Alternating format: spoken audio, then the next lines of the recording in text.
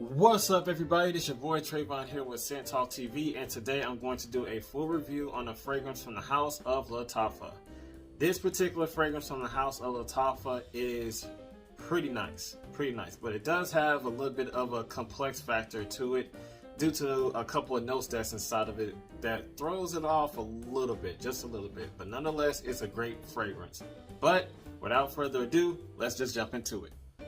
So, in that fragrance from the house of Lattafa, you have Blue Oud by Lattafa. There you go. Here is the gorgeous looking bottle. Here is the cap of the bottle. It has opulent, if that's how you pronounce it, around the collar of the cap. Then as you flip it over to the top, you have the Lattafa logo at the top. Gorgeous looking cap. At the sticker at the bottom, I don't know if you guys can see it, it is a eau de parfum concentration. The atomizer on this thing is, it's okay. It's not bad at all, but it is what it is. It's good. It's good. Okay, so this fragrance opens up beautifully. You know, just citrusy, oudy, blue, fruity, as well as warm and fresh spicy in the opening.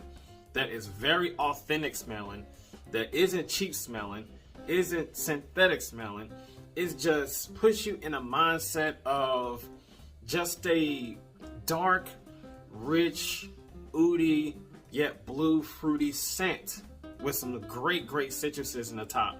But let's just jump into those notes. So the top notes are garwood, oud, black pepper, apple, and bergamot. Immediately you get that oud. You immediately get that oud, followed by some of that fruitiness, that sour green apple fruity accord that you get from the apple, and that bergamot gives it like a bitter tart citrusy type of a accord as well with that oud. Pepper makes it like a, you know, like a spicy, like savory type of a spice to this fragrance in the opening at least. Moving right along to the middle notes, you get some fruits, saffron, musk, sage, and jasmine. You do get a little bit, not too much of a white floral touch when it comes to that jasmine. You know, that green, bright, white floralness that you get from typically that you get from jasmine, you don't really get, not too noticeable, because this fragrance is all around heavy with the animalic, you know. The oud is heavy. You got some animalic notes as well as some fresh, spicy fruitiness that's in this fragrance that's real heavy. And jasmine really doesn't cut through all that to make itself noticeable. So it's kind of, to me, on my skin, in my experience, it's kind of leaning in the background quite vastly. But moving right along, you get some sage. Soft green, savory type of a greenness coming from that sage. You know, that soft, mild, not too dominant, but it does add a little bit more spice when it comes to that top note of black pepper in the opening. With that musk and that saffron, the saffron gives it like a, you know, a little bit of a soft, leathery type of a floralness when it comes to that that saffron. Musk, this is when the fragrance gets a little bit more animalic. You know, it gets a little bit more dry, a little bit more animalic. A little bit more of a fresh, like type of a dry musk that you get in the mid. Fruity notes makes it a little bit more fruity, candied, sweet. That's what the candied, fruity sweetness comes from in the mid with the fruity notes. Even though that our garwood, which is the oud that is opening up in the fragrance in the top, it does carry on throughout the longevity of this fragrance, and it doesn't fade away at all. It sticks with you throughout the longevity of the fragrance within whatever time frame that you might have with this fragrance. It's there, dominant in this fragrance, which is a good thing, because the oud is not really, you know, like a stank, you know, oud that, like, you know, they'll turn you off or turn other people off depending on what their taste is and what your taste is. But this oud on my skin is not really like a aggressive, you know, off-putting, annoying type of a oud. It is very pleasing to my nose. But like I said earlier in the video, it does have a little bit of complexity because it does have oud in it. And oud and earthy, woodsy type of aspects to fragrances kind of throws the fragrance off a lot. depending on what your taste is. If you're not a fan of oud, woodsy type of fragrances, this probably will not be the one for you, because you know it does have that complexity when it comes to the fresh, spicy, oudy, woodsy aspect to this fragrance. So let's just move on to the base. The base notes is ambergris, cedarwood, and gaiac wood. Now, gaiac wood gives it like a vanilla-like, you know, smooth, you know, spicy, leathery type of a woody scent that is not too noticeable, but it is there. You know, it is hanging in the background, mixed in very well with the other notes of this fragrance, but the cedarwood, smooth, vanilla-like, creamy, woodsy aspect to this fragrance as well. The ambergris is like a animalic, salty type of ambergris. You know, it brings a little bit more of a oceanic type of animalic touch to it that's salty. And it's no different than that musk that brings it like a, you know, like a dry freshness to it.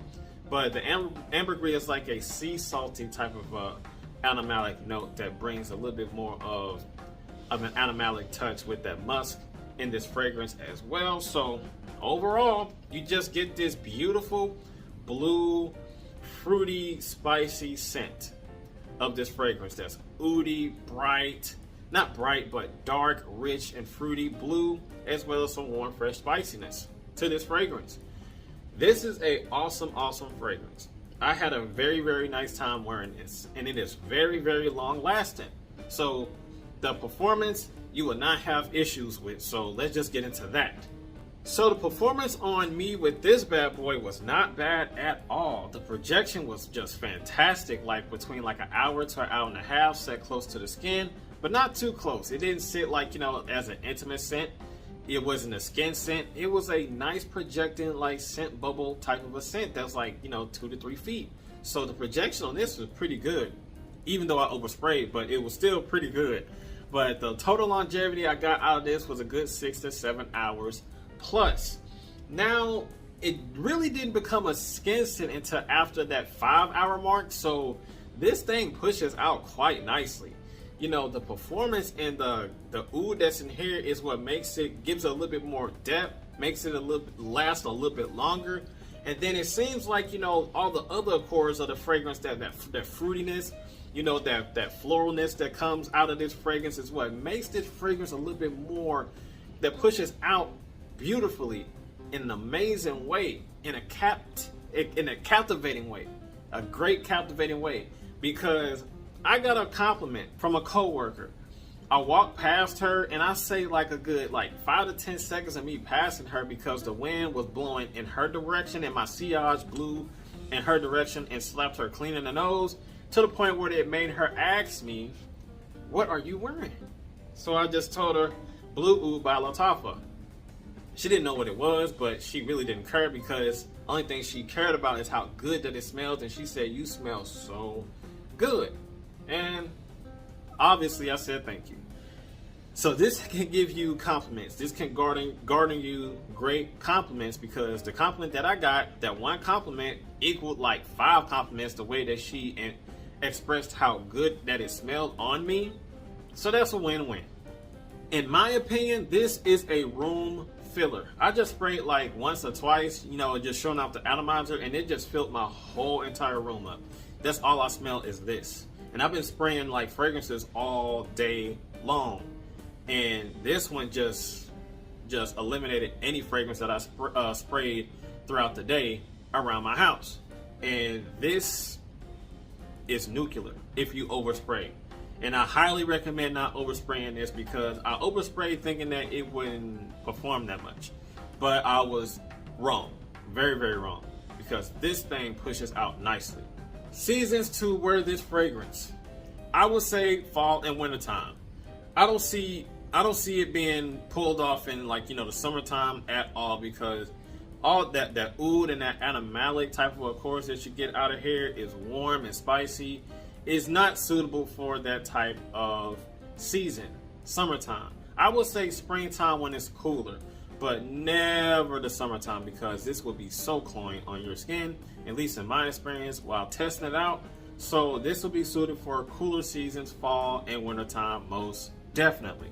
So the age group that can wear this, you know, like I always say, if you like it, wear it. Don't matter. No, it doesn't matter what age that you are. If you like it, wear it. But specifically, in regards to that oud that's inside of here and the ambergris and the musk that makes it a little bit more mature and animalic to the point where, you know, the average Joe, like, you know, younger guys wouldn't appreciate this too much because it's kind of complex.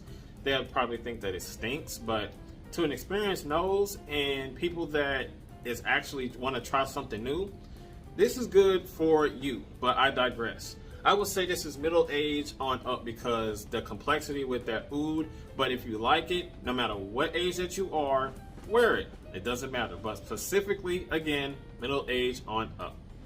So my final verdict on this fragrance: should you pick it up? Does this have a place in your collection? I believe that it does. If you are into oudy type of fragrances with a little bit of fruitiness and some warm spice into it, with a little bit of an animalic touch, this is the one for you. If you don't like oud, if you don't like, you know, masculine, you know, musky type of fragrances that turn you off and you just don't have the, can't get jiggy with it, this is not the one for you. This is a little bit more for the experienced noses. This is a little bit for, you know, the people that want to try something new, that likes oud and likes different types of oud. This is the one for you guys. But I always say, kind of broaden your horizons a little bit and try something new, because not all oud is bad. You got some stank oud that's just like, you know, that's the bottom of the barrel, just like crappy oud. Then you got pleasant ouds, such as this one. So I'm pretty sure if the average Joe, the person that doesn't like oud, they appreciate this one at least. Just try it. Just try it. It's all I gotta say. Just try it. You might like it. Hopefully you like it. So that's all that I have for Scent Talk TV, ladies and gentlemen. And as always, you know what to do. You gotta like, comment, share, and subscribe, and make sure you hit that notification bell so you don't miss anything. And I will see you guys in the next video. Be safe out there and be blessed and have a good one. I'm out of here. Peace.